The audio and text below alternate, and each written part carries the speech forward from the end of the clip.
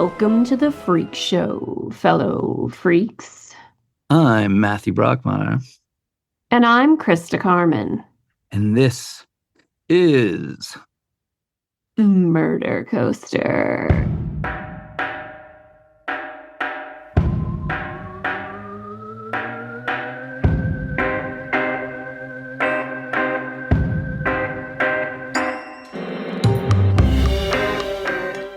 Step right up, ladies and gentlemen. And here, one of the wildest tales of sex, drugs, and murder you've ever heard. Behold the bizarre progression of a mother and housewife married to a police officer, going from erotic model to porn star, then to drug-addled thrill seeker, high-paid prostitute, and killer. For today, we bring you the story of Amanda Logue, the porn star killer. Let's begin. Prologue: The Sex Party.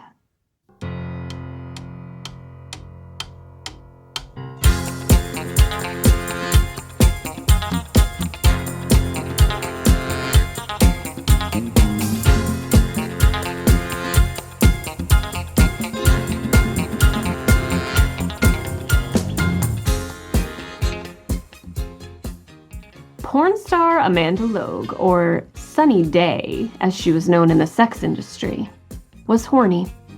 At least, that's what she'd been texting on that warm Florida night of May 15th, 2010. She'd first texted she was horny to Dennis Abrahmson, or Scooter as he was known, a biker and tattoo shop owner who was looking for a prostitute for his hot tub sex party that night. Despite telling Scooter she was horny, her performance in the hot tub orgy that followed seemed lackluster to the other participants, as she kept texting on her BlackBerry the entire time. Yes, in the middle of a cocaine-fueled foursome in a hot tub, Amanda Logue was busy texting, which... Didn't moisture make cell phones not work back then? I'm not getting at this at all. Blackberries must have been made pretty well to take all that steam and heat. They should have advertised that. Made to endure a steamy hot tub orgy.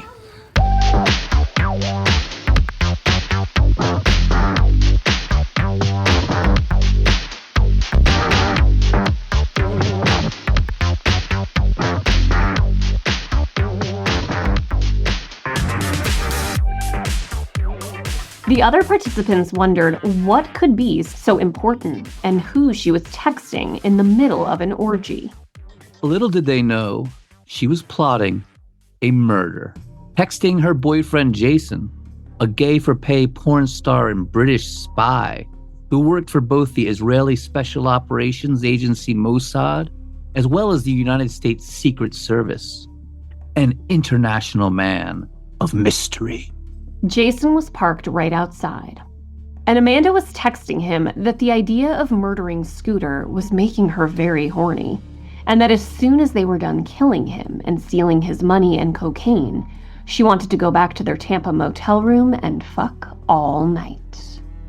Near dawn, after the other party attendees had packed up and left, and it was just Amanda and Scooter in the house, Amanda began giving Scooter an erotic massage, servicing him with a large metal dildo as he lay face down on a massage table, his head buried in the hollow center of the circular pillow.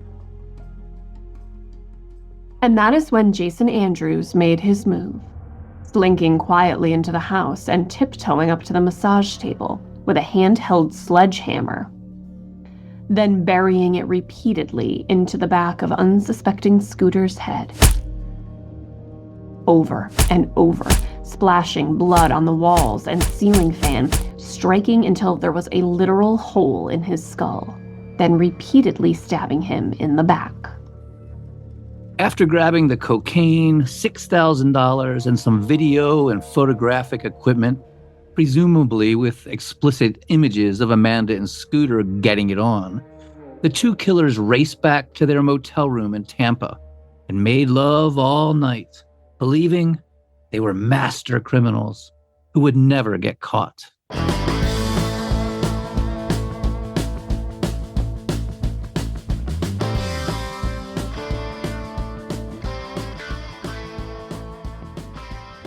Jason was a British spy, after all.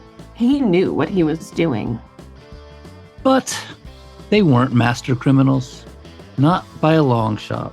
They left a trail of clues which led detectives right to them, and the world would be shocked to hear how Amanda, who'd once been a sweet suburban mom married to a cop, had fallen into a world of pornography, prostitution, drugs, and murder. This is her story.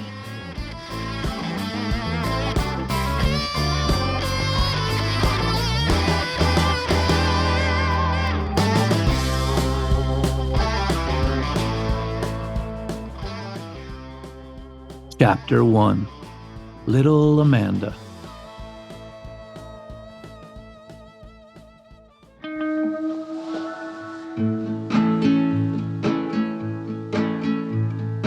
I just wanna go out on a walk with you. Baby, you know I just like to talk with you.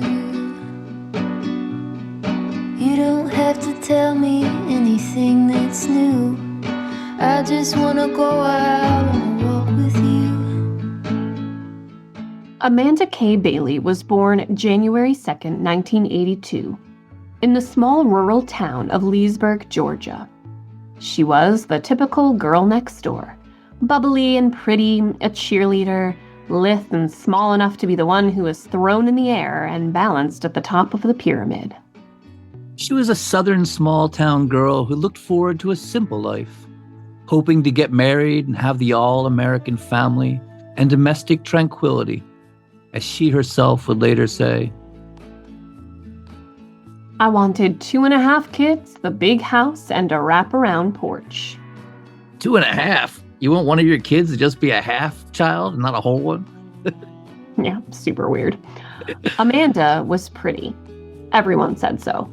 She started bleaching her hair blonde and even thought of starting a career in modeling.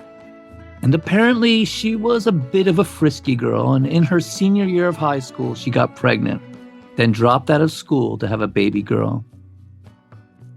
Then, the next year, tragedy struck when her mother suddenly died.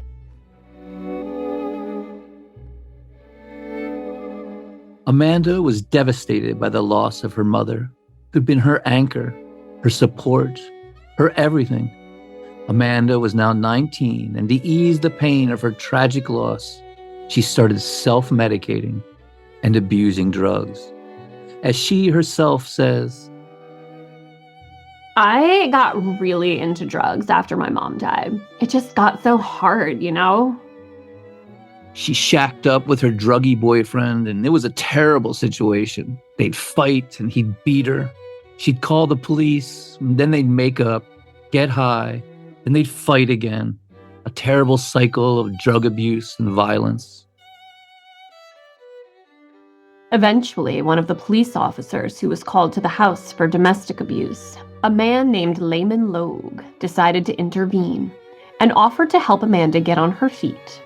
As Officer Logue himself says, I was encouraging her that she could do better and she could get out of that lifestyle.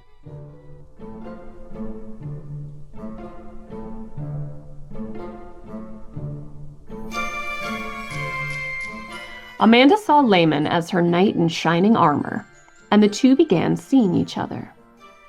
For their first date, ever the gentleman, Layman took Amanda to a nice restaurant, bringing along her 4-year-old daughter, which is a very nice sentiment in my opinion. It shows he understands what he's getting himself into. Layman was, and is, to this day, the quintessential nice guy. But you know what they say about nice guys and where they finish. Did they finish first, Matt? Do nice guys finish first? Not I would hope so, but doesn't seem to be always the case. No. Amanda was 22 now and off of drugs, and she got herself a steady job working at a car dealership. Amanda and Lehman's relationship continued to bloom over the next year, and eventually he proposed, and she accepted, the two getting married in September of 2004. All appeared to be domestic bliss, but as forensic psychologist Paula Orange says in the book Porn and Murder by Allison Yates, quote, Lehman was clearly a good man, but he was one of those men who fall prey to the charms of a beautiful woman who is down on her luck. They feel the need to fix the woman. They need to be that knight in shining armor. But in the end, that narrative never works. Amanda had always dreamed of being a mother and living a domesticated life, but she'd also always dreamed of more as well, a sense of fulfillment, which Lehman saw, and he asked her what her greatest dream in life would be. She tells Lehman she'd always dreamed of being a model, and he arranges a photo shoot for her. What a nice guy. Yeah, he really is. With her sweet smile and girl next door good looks, Amanda ends up on the cover of a small advertising flyer. It was just small, local, circular, full of coupons, but Amanda was tickled pink. She began applying to more modeling jobs and getting them. The gigs kept coming. Soon she was starting to make good money as a model, and she quit her job at the car dealership to pursue modeling full-time. But then Lehman was injured in a horrible car accident, receiving a severe head injury that forced him to leave his job as a policeman and apply for disability. The little family was now extremely cash-strapped, unable to survive on Amanda's new modeling career alone. As Lehman says about the accident, that took a toll on our money situation, paying the bills and so forth. Amanda had been offered some more risque modeling jobs, showing a little skin, modeling topless, and she began to take these jobs to supplement the family income. The truth was, she had a gorgeous body, tone and trim and shapely, with what many saw as perfect, perky breasts. And she wasn't afraid to show them off, wasn't shy or overly modest at all. She was seen as extremely sexy and attractive, so why not take advantage of that to make some extra money? Chapter 2. Porn star Sunny Dae.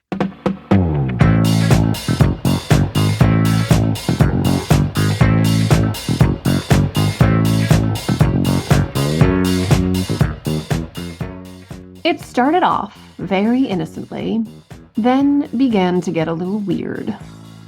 She started posing for bondage pictures, dressed as a dominatrix in studded black leather with a collar around her neck.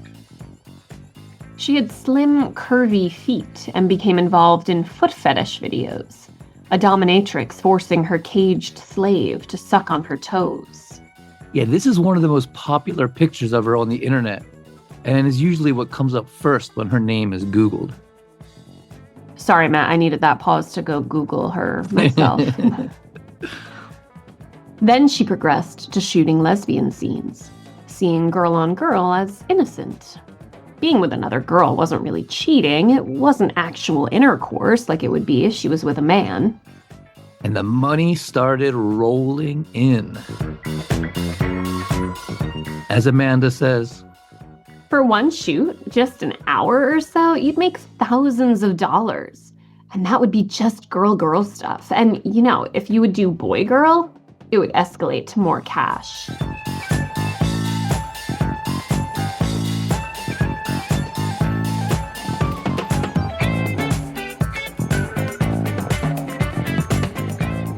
At first, Lehman was supportive of his wife's career as an erotic model.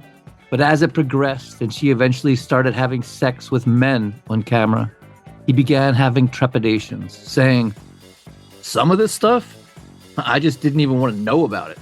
And Amanda knew I didn't want to know about it.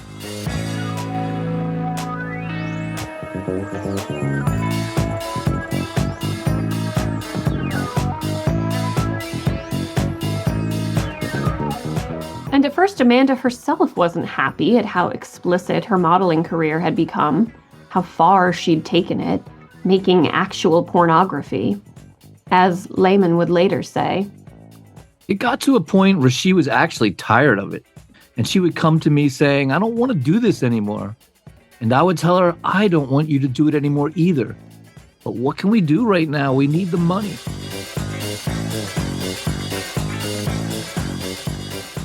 But eventually, Amanda embraced her new career. And by the end of 2007, Amanda was a full-on porn star, now going by the stage name Sunny Dae. And when Lehman's disability and retirement benefits finally kicked in, and he told his wife that she didn't have to make pornos anymore, she was already hooked on the lifestyle. And instead of using the money to leave the sex industry, she instead had Lehman cash his disability in and buy her a nice Ford Explorer so she could arrive at her shoots in style.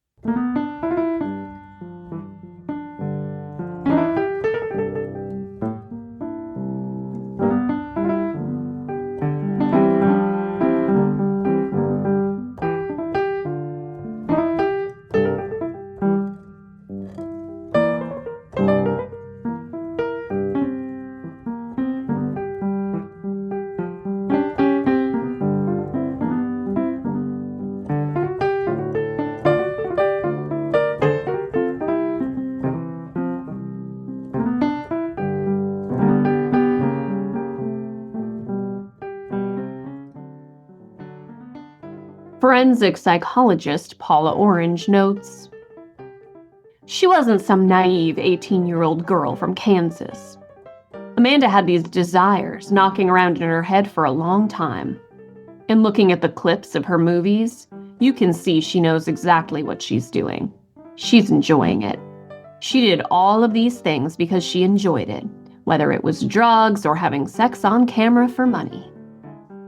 In October 2009, she was flown to New York by the porn company Forbidden Gems to shoot a scene with up-and-coming porn star, 26-year-old Jason Andrews.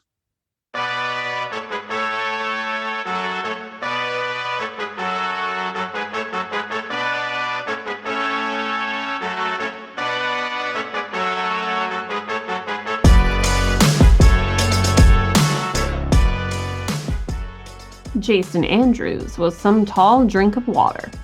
6'3", muscular, and sexy as hell. Jason was British and had lived in Israel, where he'd been involved with Mossad, the Israeli intelligence agency, but then had been transferred to the United States to work for the Secret Service. But in the United States, living in Chicago, he got caught up with the wild nightlife, becoming a DJ called Veritas, playing underground raves, and eventually becoming involved in the sex industry to power his drug-fueled lifestyle.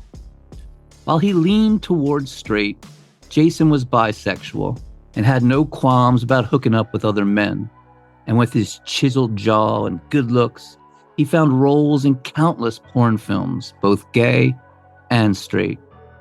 He was a true international man of mystery, a dangerous spy with a sexy accent, and sparks immediately flew between him and Amanda. In their first filmed sex scene, Jason wowed Amanda with his passion, stamina, and love-making abilities. As Amanda would later describe it, "In the film, he was my boyfriend, and I come home from shopping, and I had this new dress and new panties to show him, and it just led from there. It was magical. I've never cared about being with another partner on screen. It was always pretty much fake, but this was, not fake." she was attracted to everything about him: his muscular physique, his life as a spy, an international man of mystery, so dangerous and intriguing, especially his suave British accent, saying about it, The accent was great. I thought it was the sexiest thing. But as we'll see, the British accent, as well as nearly everything else about Jason Andrews, was complete bullshit. Chapter 3. Jason Andrews, international man of mystery.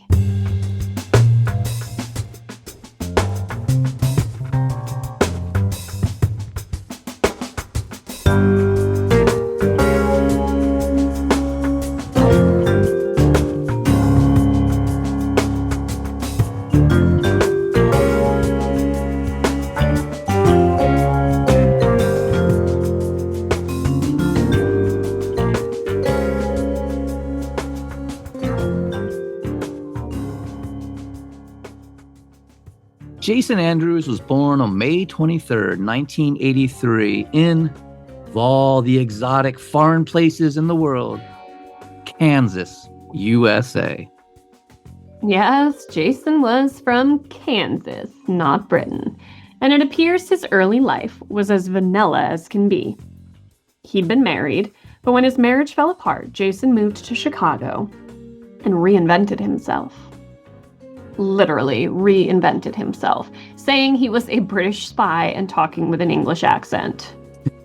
Unfortunately, there's very little information about this case out there. I had to dig really deep to deliver what we got, and I really, really wish we knew exactly when and how this guy started talking with an accent and saying he was from the UK. I mean, it's such a bold move. I mean, can you imagine what kind of person does that and gets away with it?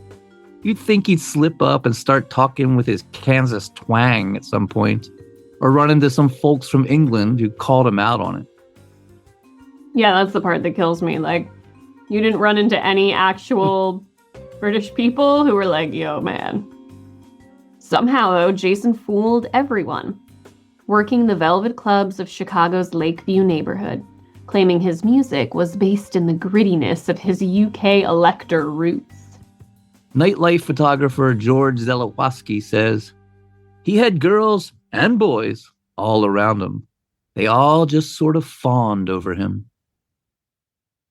But the photographer also noted that he had a short fuse and could become bitter or upset for no apparent reason, Jason blaming it on post-traumatic stress disorder from his time having to kill people in the military.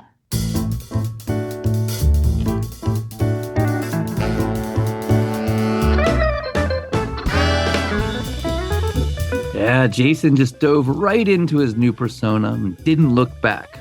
And this is when it appears his life became truly wild. And he fell right into the part and started making gay-for-pay porn films under the name Addison on the gay porn site SeanCody.com. The guy was just, well, as Amanda would put it, extremely horny, as she apparently was as well. Jason could get it on with anybody, girl, boy, and sought out wild thrills and adventure, eventually being flown to New York City to film a sex scene with up-and-coming Georgia porn star, Sunny Dae.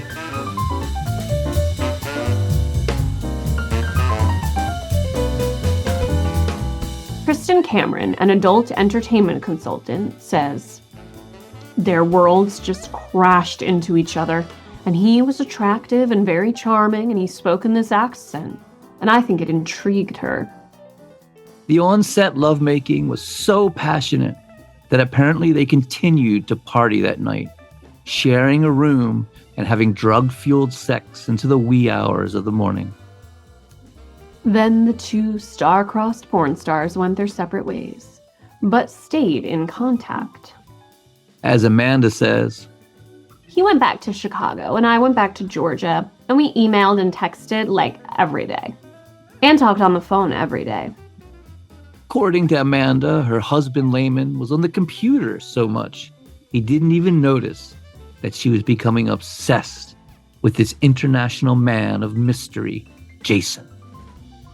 Meanwhile, Amanda starts going out of her way to film more sex scenes with Jason. And on January 8th, 2010, Layman came home to find his wife packing her car to go to a porn shoot. Her porno co-star, Jason, international man of mystery, helping her pack. Layman lost it seeing another man at his house, and he and Jason then got into a very public screaming match right there in the driveway. As Layman says, Well, I asked him to leave. He threatened to kill me and pulled a gun. 911 was called, and you can hear Jason screaming in the background in his fake British accent. Frickin' committed to the last, man. Layman yelling back, Well, she's my wife. Police come, and Jason is arrested.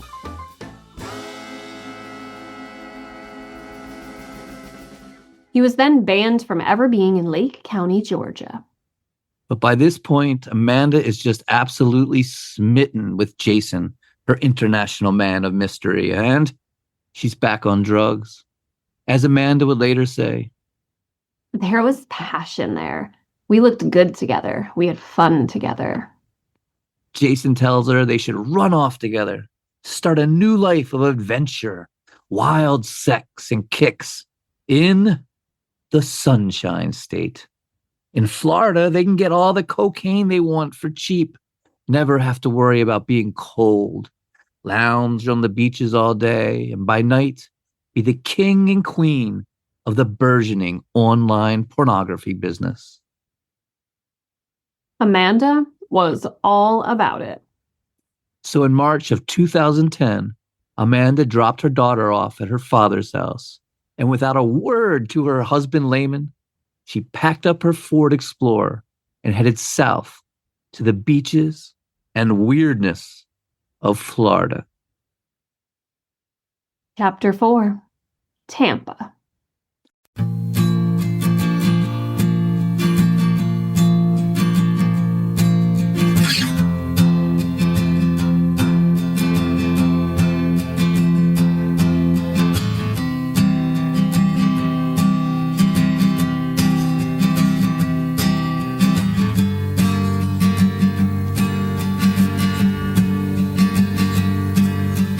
Take my mouth, fill it with your tongue somehow. Tell me that you love me now. Well, show me that you love me now.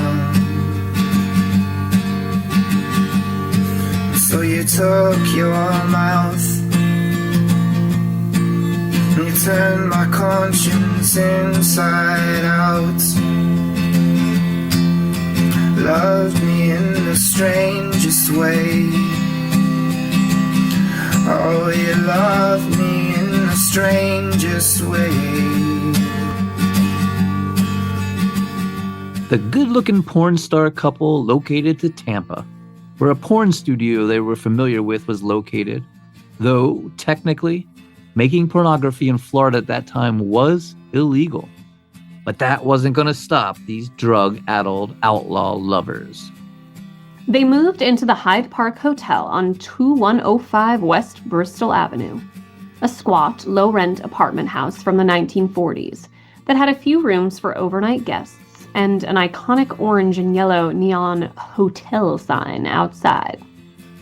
There in Tampa, Amanda worked with Florida-based model Christa Cameron, who said about her in an email to the Associated Press, She was professional, prompt, and seemed all around normal. Well, so I thought.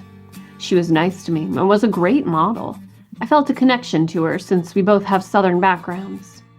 But Kristen did not like Jason, saying he was obnoxious and brash, always bragging about his military service, which Kristen found skeptical, to say the least.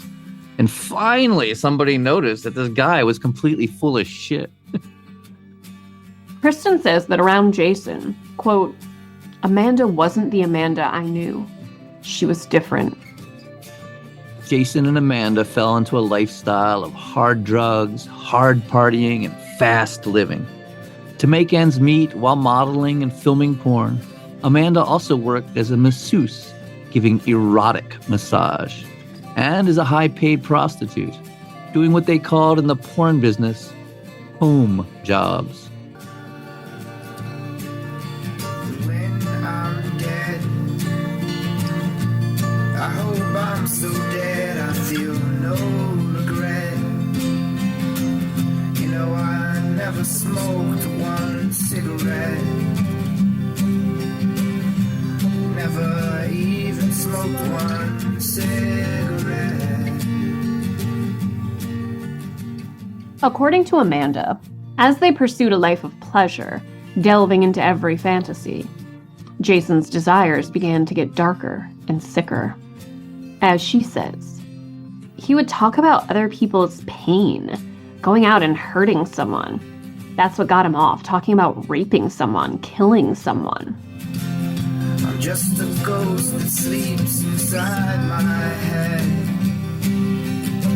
watches the world through eyes that have seen nothing. Chapter 5. The Last Known Video.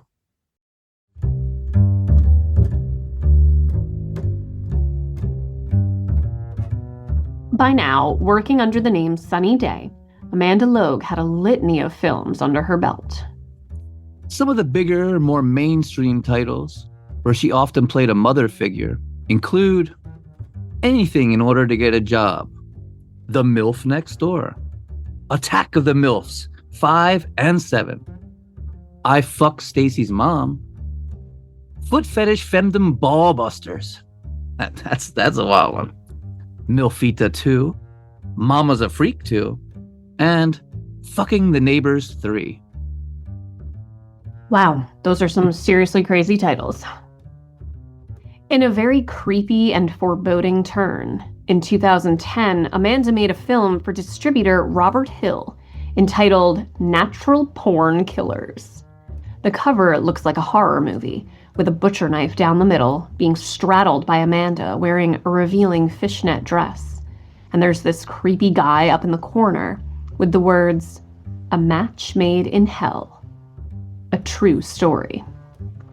Yeah, I was wondering about the true story claim, and I wondered if possibly they were going for the Charles Starkweather story, or sticking to the Oliver Stone movie.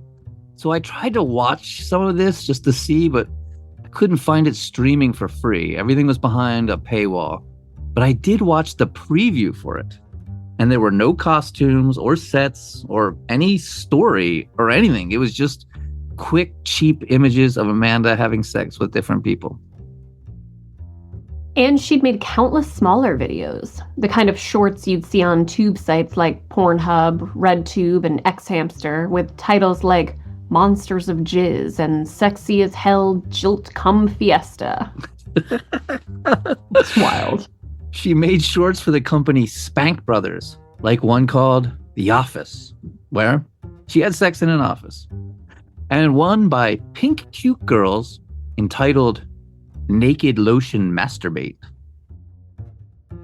Google her name, and you'll see images of her as a cheerleader, working a glory hole in a film called Young Mommies Who Love to Fuck 7, and as a horny firefighter in a fireman's coat and hat from a film called Blonde Firefighter Sunny Dae Gets Fucked Missionary. Nice title. Presents the narrative effectively and simply. But scrolling through all of this, I did find one that really struck my interest, entitled Last Known Video of Sunny Dae Before Arrest. I thought it would be interesting to study her demeanor and look for some clues to the coming murder. And it was a very interesting video because she was interviewed before it began. It's filmed with a handheld video camera, and it opens with Amanda sitting on this sofa wearing a white blouse tied together above her belly button and a checkered Catholic schoolgirl-style skirt. Her hair is brightly bleached blonde. Her makeup is subtle, definitely not over the top. She seems carefree, happy, giggly, smiling at the camera, with a strangely wholesome kind of look, just very healthy, tanned, and toned. No bruises or track marks or anything like that at all. Nothing to physically show she was on drugs, being abused, or preparing to commit murder. The man holding the camera says, "Wow, you're beautiful." Thank you. What's your name? Sunny. Sunny? Yes. Is that because you're sunny? I guess. Well, you look sunny. How old are you? I'm 25. Where are you from, Sunny? Georgia. You a Georgia peach? Yes, I am. Are you a Dogs fan or a Tech fan? A little of both. I really don't follow football. It's not my thing. If you did, it would be something spectacular. You could have been a cheerleader.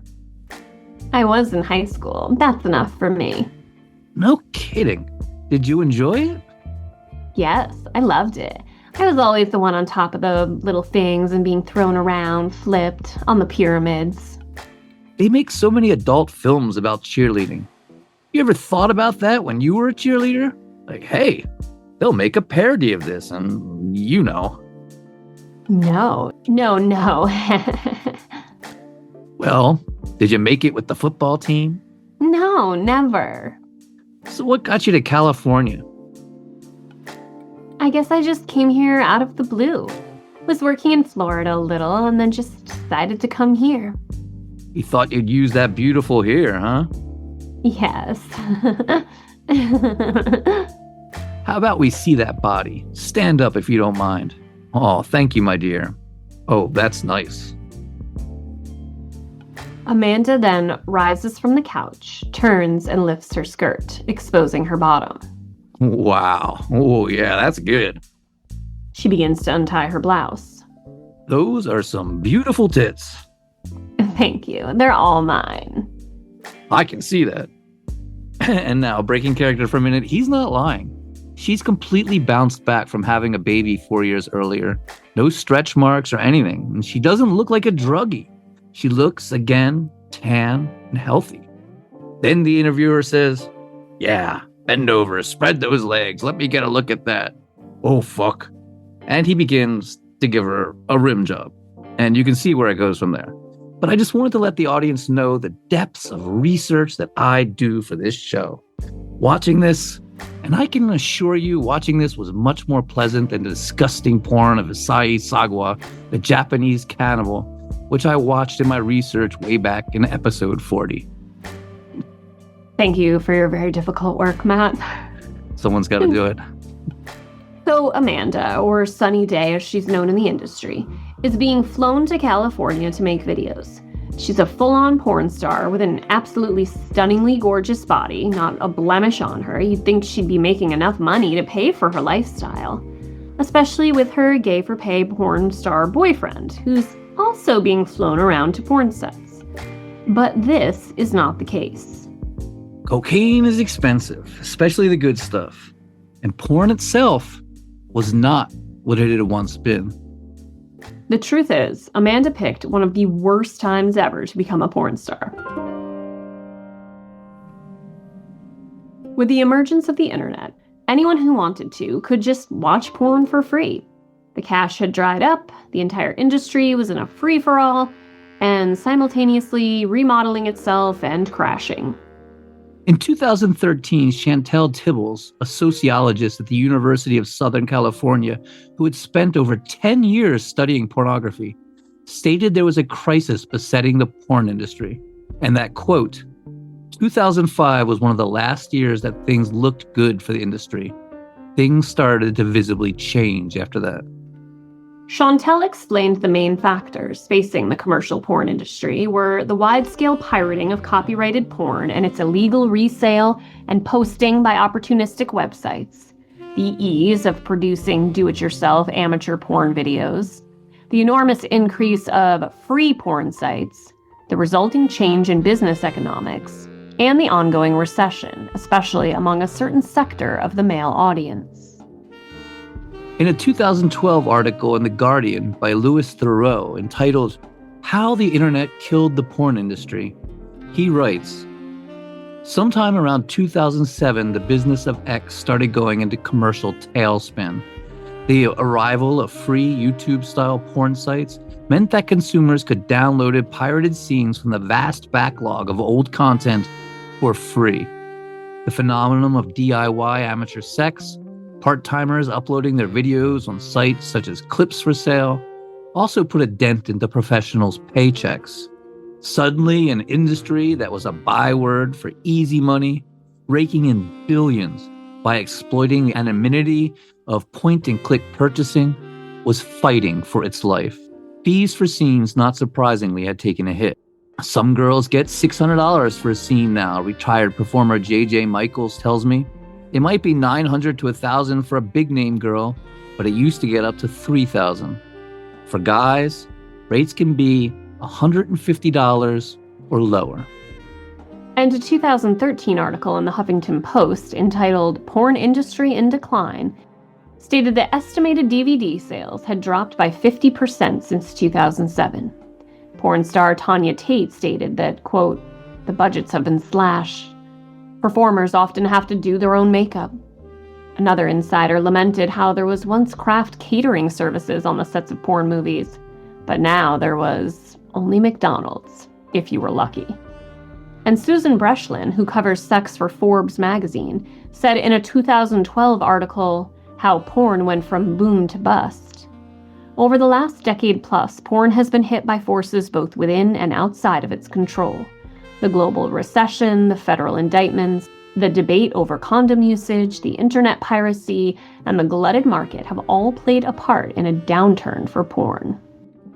And to further put it in perspective, in their 2012 book, A Billion Wicked Thoughts, researchers Ogi August and Cy Gotham write, in 1991, the year the World Wide Web went online, there were fewer than 90 different adult magazines published in America, and you'd have been hard-pressed to find a newsstand that carried more than a dozen.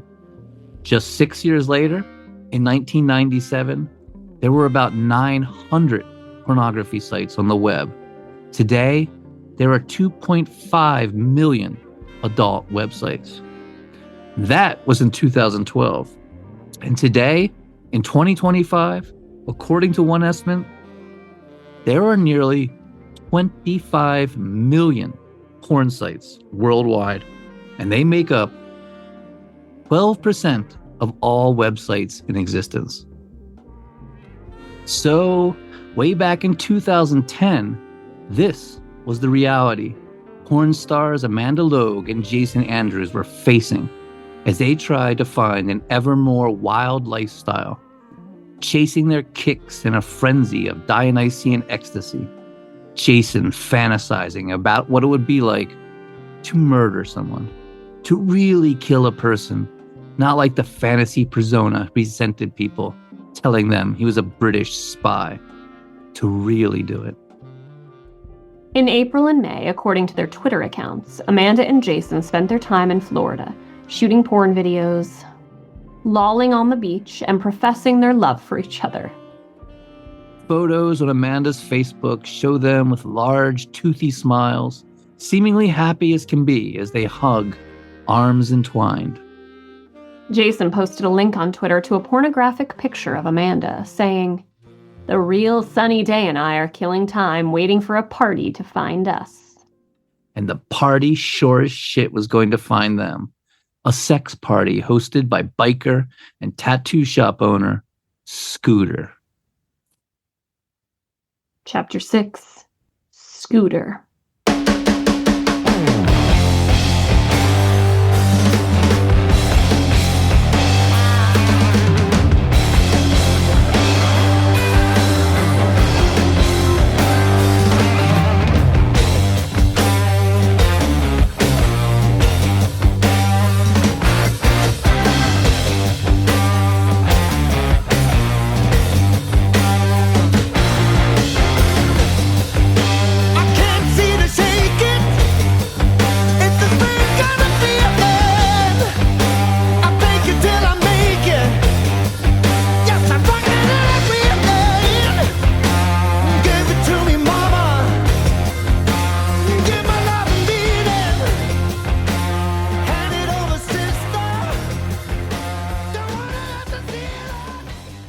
41-year-old Dennis Abrahmson, or Scooter as he was known, was a repo man by day and a tattoo artist by night.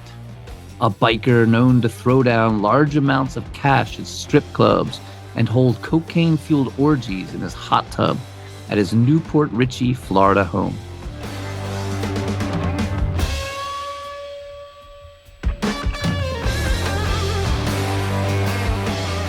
Scooter was a self-made man with his finger in many pies. He'd started as a bouncer at strip clubs, eventually starting his own towing and repo business called Scooter's Towing and Recovery. and then opened a tattoo parlor where he'd hang out after work. He was into Harley Davidsons and strippers, often hiring strippers to come to his house and dance and give him erotic massages. All his neighbors reported that it was a regular sight to see giggling, scanty-clad women coming and going into the house at all hours of both the day and night. The fateful night of May 14th, 2010, Scooter headed to the Brass Flamingo, a strip club that calls itself the best-kept secret in Tampa Bay, and claims it is, quote, the place where people come to connect, discover, and share. It's more than just a gentleman's club. It's a place where singles and couples come to have fun and let loose. Located at 9034 Highway 19 in beautiful Port Richey, Florida, voted Best Nude Club of 2016. See the research that goes into the show? And true to the claim that the Brass Flamingo was a place where people came to connect. There at the strip club, Scooter runs into fellow bikers and swinger couple Maynard and Lisa Binchettel. Maynard and Lisa were down for a hot tub party. And then old Scooter gets a text from a skinny blonde porn star he knows named Sunny Dae, reading, quote, Hey, I'm up and I'm horny. It wouldn't be the last time that Amanda texted that she was horny that night. Scooter was excited now. It was on. He wanted to be filmed having sex with the good-looking bleached blonde, and his friends were all about it. So Scooter jumps on his Harley, and Maynard and Lisa climb on theirs, and they take off into the Florida night, riding their Harley Davidsons to Scooter's house.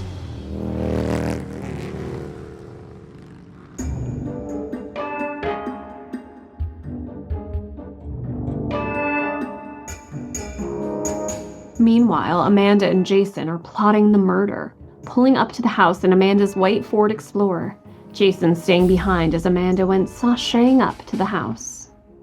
Of course, it's impossible to know exactly what happened, and they each have their separate stories. But looking at the text messages, it's plain to see that Amanda was in on it. Maynard and Lisa later told the police that they'd had a foursome in the hot tub with Scooter and the skinny blonde porn star they simply knew as Sunny, and that in the middle of having sex with Scooter, Amanda had picked up her BlackBerry and started texting. Such crazy shit, man. Jason texted her from the Explorer parked outside, quote, I'm just excited. She texts back, I'm fucking excited to fuck someone up. Damn, so apparently, as she's fucking this guy, this big old biker, at the same time, she's writing to her boyfriend outside how excited she is to kill him. That is some cold stuff there. At 5:30 in the morning, Maynard and Lisa gathered their things and headed out to Maynard's Harley, later saying that the weird porn star they knew as Sunny stated she was going to stay behind and give Scooter a massage. Amanda texted Jason, They're packing in. I've got some vinyl gloves. and Jason texts her, I'm so glad you're really committed to this. Keep eyes open for a knife for me.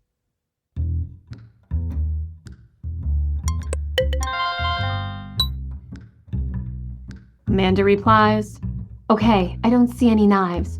He's got Coke and 2 Roxys. I'm gonna make my way out of the truck soon. Just get him on his face. Either bash or tell me to get in and where to go. Okay, I'm horny. I'm getting him to play music. God damn, I want to fuck after we kill him. Wicked. I'll just be waiting. Really, take your time. Sorry, not ready. Fixing to get on the table. I got all the time in the world. You just get him relaxed and face down. Jason then gets out of the Ford Explorer, the first amber glow of dawn breaking the night sky, and creeps around the side of the house, a mini sledgehammer gripped in his hand like a murderous porn star Thor. You like that one? might be one of my favorite things that I've ever spoken in this podcast. That's fucking great. I mean, it's terrible. I'm so sad that they killed Scooter and he didn't deserve it, but that's fucking hilarious. Don't put that on air. What? I gotta put that in there. All right, well. That was good stuff. All right, fine. Jason goes around the hot tub, still open and bubbling, to the unlocked back door, quietly swings it open, any noise hidden by the loud music Amanda had asked Scooter to put on. And I wonder what they were listening to. It's got to be some kind of classic rock, don't you think? Biker music. Molly Hatchet, Triumph, Steppenwolf. Maybe Foghat's Slow Ride. That would be its Slow Ride for sure.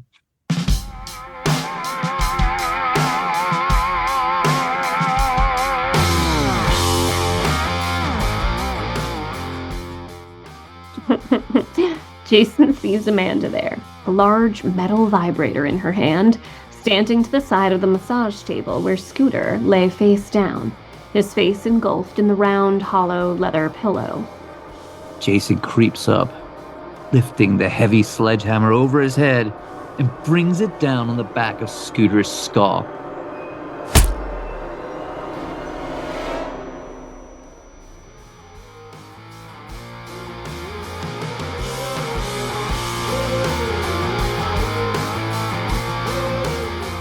Quickly lifting it and dropping it again, over a dozen times.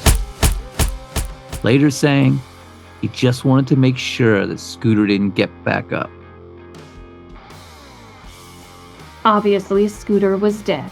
The back of his skull was wide open, brains exposed.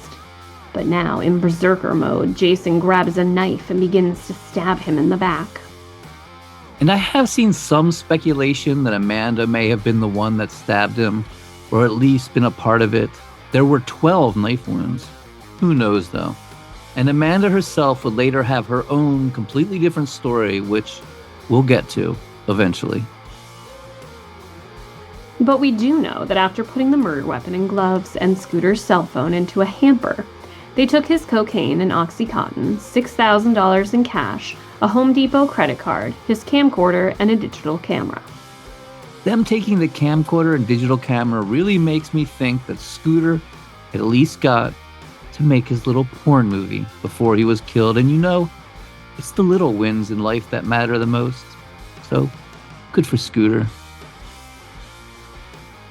The porn star killers then raced back to their hotel room in Tampa, where they binged on the cocaine and oxycontin, fucking themselves sore all that day, high on sex, drugs, and murder.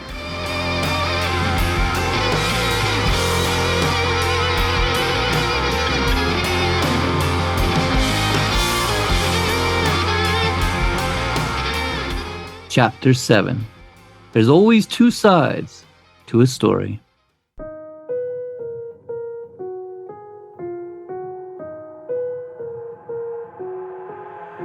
I've got an itch I can't scratch, I'm missing a piece that completes a whole part of me, an open wound scar to see. Everybody come here, gather round, welcome to the freak show, the best in town. What the hell's wrong with me? I don't get along with anybody, honestly. I've been living in my own head constantly, thoughts jumbled round, think I need a new lobotomy. Wait, all these thoughts are too negative. I don't wanna get lost in the sedative. Gotta show them what I got, I'm competitive. You know I'm about to go off, I won't let them win. I'll take a stab, I wanna chase a bag. I wanna weigh, I can change all the things I lack. I gotta face the facts, I got a taste in that. Got me obsessed with the rest, I got an itch to scratch. Lonely now, I'll give up everything. If I could see my dreams, make things right. 'Cause I'll do anything, make whatever you do. So, remember that hamper that these master criminals had put all the incriminating evidence in? The bloody hammer, knives, gloves, and cell phone. Guess what? They forgot to fucking take it with them. They left the hamper there. Fucking idiots. That's a little bit unreal. According to Jason, the hamper was Amanda's responsibility. He says her job was to gather up the evidence and murder weapons while he rooted through the house for valuables. And he claims that the next day, when Amanda realized that she'd left it behind and told him, he was so shocked that he instantly just vomited. I totally believe that. I can just see it in my mind. But Amanda claims that it was Jason who left the hamper, and he did it on purpose in order to somehow implicate her.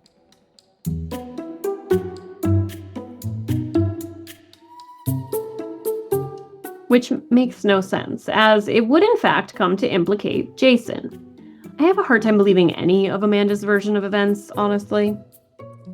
Meanwhile, Scooter's cousin Vincent had been calling him all day, and it wasn't like Scooter to not answer the phone. Scooter always answered the phone. So, cousin Vincent eventually heads over to the house. Immediately, things don't feel right. The front door is locked. No one answers when he knocks. He goes around back and can hear music playing. The hot tub cover is off, the light's still on.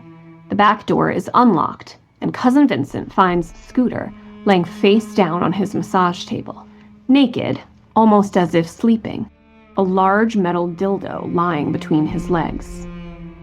Then he sees the blood, and there's a lot of it. On the wall, splashed on the ceiling fan, a large pool of it beneath the massage table.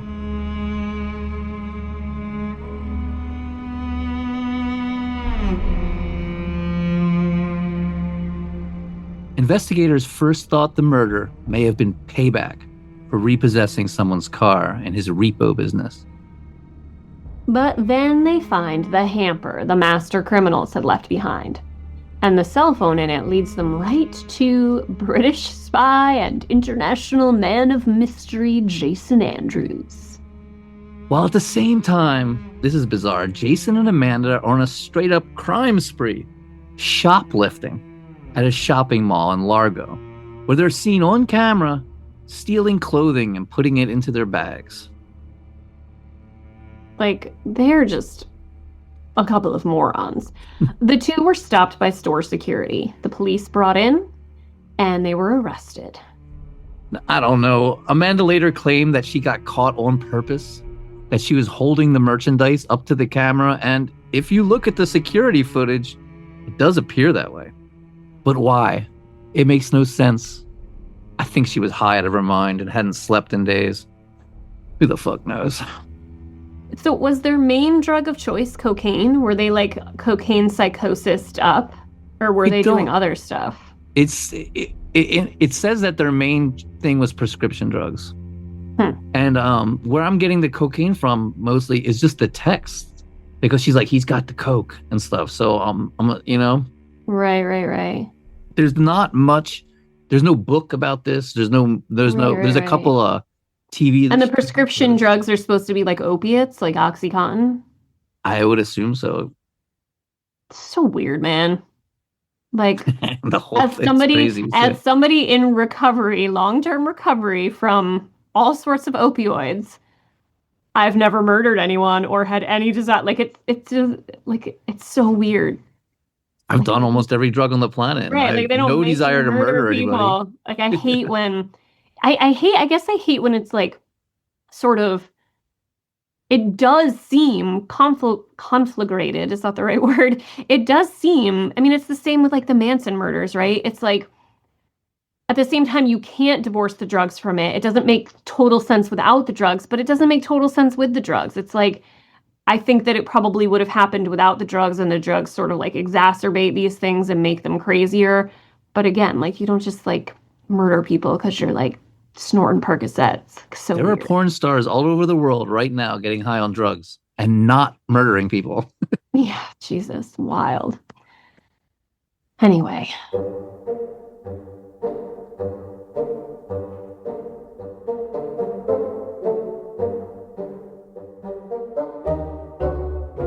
So homicide detectives go to the county jail where Jason and Amanda are being held and question them about Scooter's murder.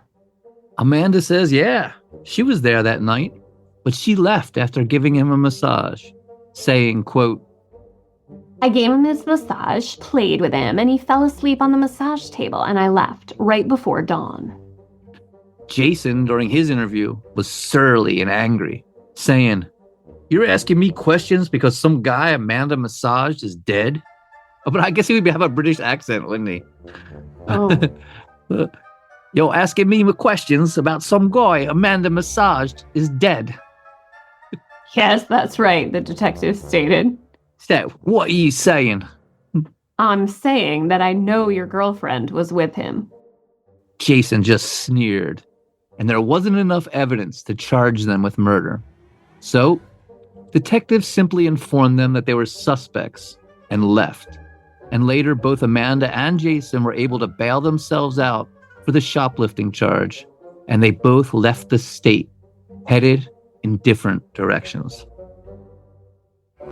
Detectives had seized Amanda's Explorer, so she called her poor husband Layman up. Remember him?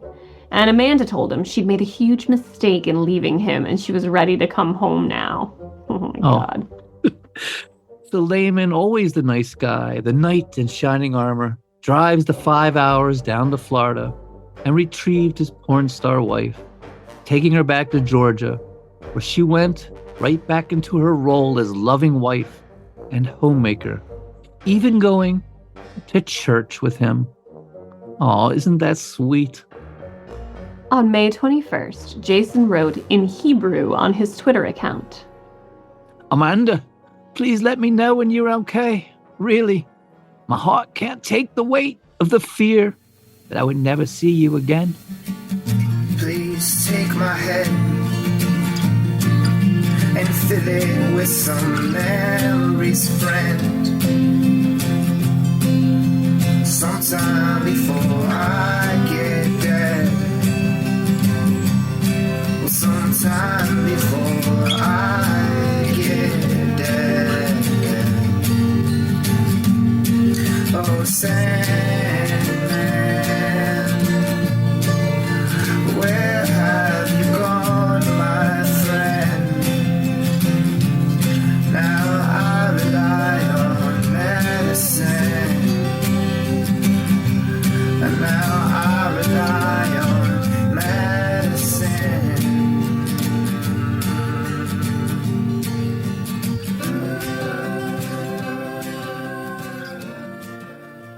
Meanwhile, in Tampa, detectives had found Amanda and Jason's matching BlackBerry phones.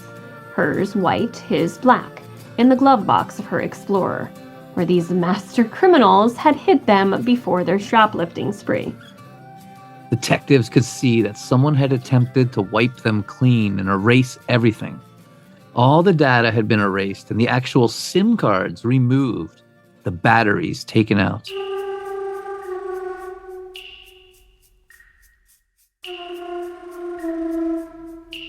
But guess what? Text messages and BlackBerries aren't saved on the SIM cards, and investigators began the process of contacting the phone carriers and retrieving the deleted data from the BlackBerries. All the while, DNA from the sledgehammer is matched to DNA Jason had previously given during a previous arrest. They search for Jason, but he is nowhere to be found. But Florida detectives track Amanda back to Georgia and interview her.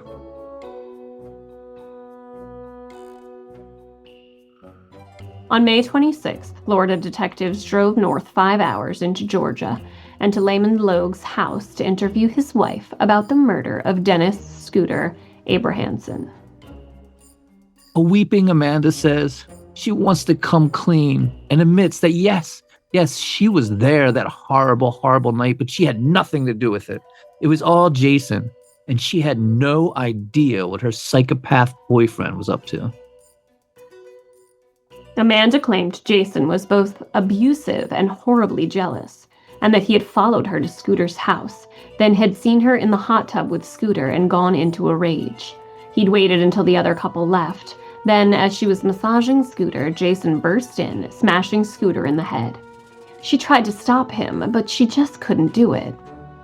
Then, she claimed, Jason grabbed her by the hair, twisted her arm back behind her, and forced her to look at Scooter's brains leaking out of the hole in his skull, saying, "That's what's gonna happen to you, eh? If you tell anyone." And get this, This is wild. As she's telling this story, investigators in Florida are getting the text messages off the Blackberries, and they send the texts to the detectives interviewing Amanda.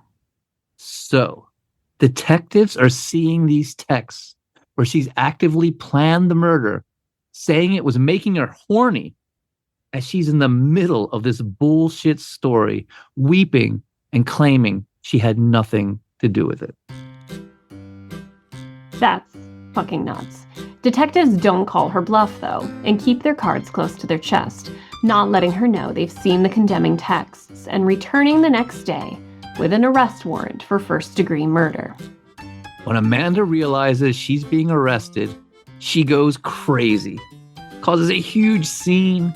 She's kicking and screaming and fighting and yelling. As poor Layman would later say. Yeah, the whole thing was real embarrassing. To sit there and see fellow cops there in my front yard, having to drag my wife off to jail, especially for murder. As for old international man of mystery Jason Andrews. Well, first Jason fled to Fort Lauderdale, where he had connections in the porn industry. Investigators tracked him there, but just missed him. Jason then traveled to Chattanooga, Tennessee, where his brother was living. In Chattanooga, Jason had managed to get himself a job at an upscale pool hall and cigar lounge called the Chattanooga Billiard Club, using his real name and social security number.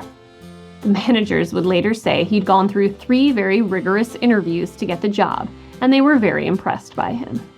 And I wonder if he was still using the British accent. I mean, he'd have to have given it up by then, right? He was hanging out with his brother. Fuck, who knows? You think, could you be cool with your brother? Like, I'm gonna say I'm a British spy, okay? Can you just go along with this, bro? I guess some brothers would. Well, good-looking and charming Jason had gotten himself a girlfriend as well, telling her how he was a porn star and a famous DJ. And she was impressed until she tried to show off to her friends, that is.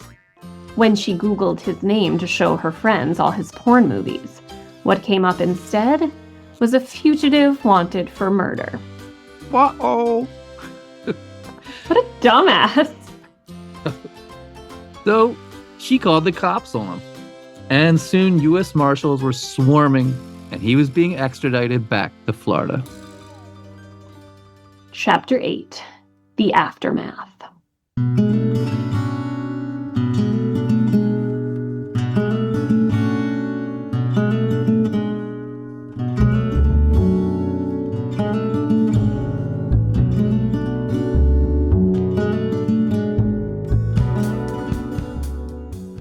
In custody, Jason Andrews then confessed to everything, saying, and I do know that he had dropped the British accent at this point. So he says, I struck the first time very, very hard, and he would start twitching, and I'd strike him again with the hammer. I could see the hammer disappearing into the back of his skull. It was a lot, because I didn't want him to get up. The motivation was robbery, but I have to be honest. I think it was more just about killing a man. He tells investigators he wants the death penalty and deserves to die. But as his trial date approached, he changed his tune and instead, in order to avoid the death penalty, pled guilty to first-degree murder and received a life sentence without the chance of parole. During sentencing, Scooter's cousin Don Arella told Jason, "You're not a person. You're an evil being." Amanda maintained her innocence at first, but as her trial approached, she too caved and made a plea deal, pleading guilty to second-degree murder in order to receive a 40-year sentence, and will be eligible for parole in 2047. And good guy Amanda Logue still stands by his wife, saying, quote, "I still love her. I still care for her and hope that she will get out and we may have some chance of opportunity to have a family life."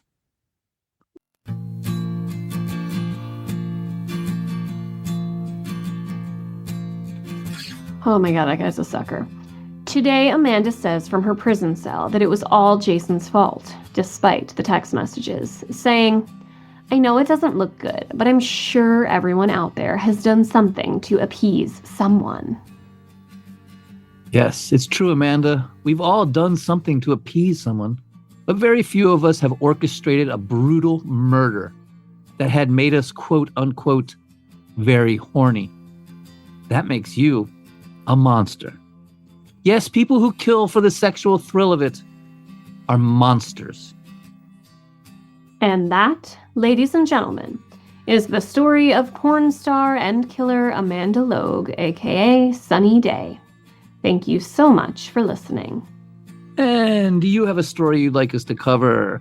Did we get something wrong? You got some music you want us to play? You just want to say hi? Reach out to us anytime at murdercoasterpodcast@gmail.com. That's murdercoasterpodcast@gmail.com. We'd love to hear from you, and we will see you next week with more crazy tales of murder and mayhem. Till then. Take my mouth, fill it with your tongue somehow. Tell me that you love me now. Well, show me that you love me now. So you took your mouth, you turned my conscience inside out. Loved me in the strangest way. Oh, you loved me in the strangest way. But I'm no thief, and I've got no miracles up my sleeve. Could you please quit this leaning on me? Could you please quit your leaning on me? But I'm not a bad man. But then again, I am just a man. Can't do much of anything. Can't do much of anything. Oh, Sandman, where have you gone, my friend? Now I rely on medicine, and now I rely on medicine.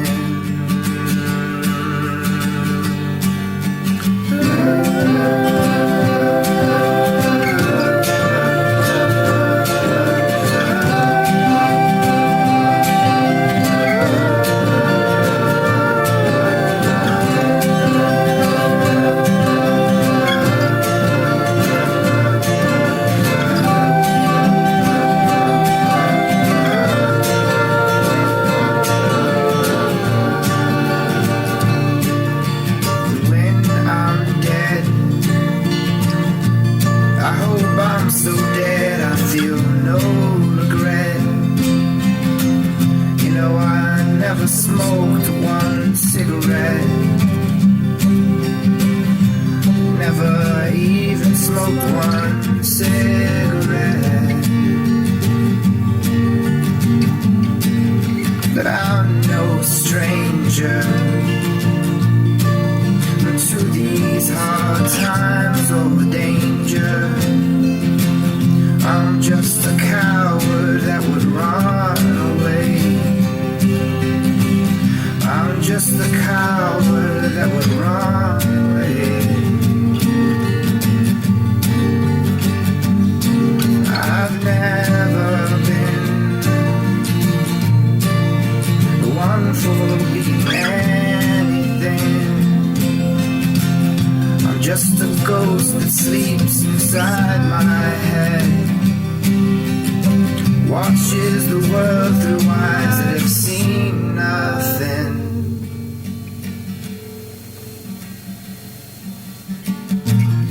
Just take my head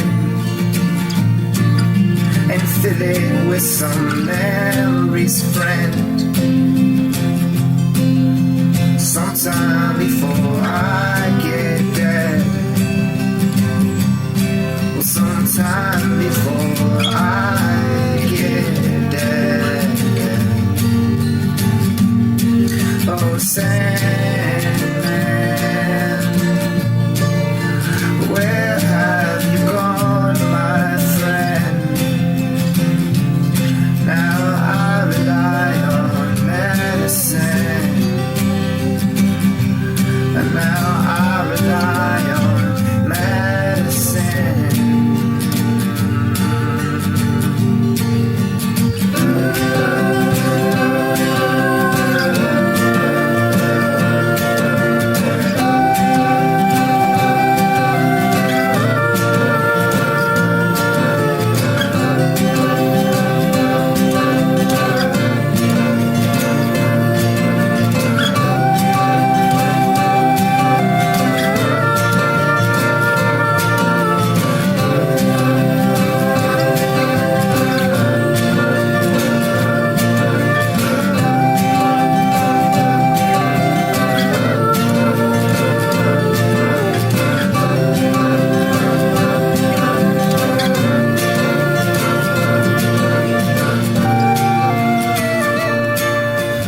Sandman,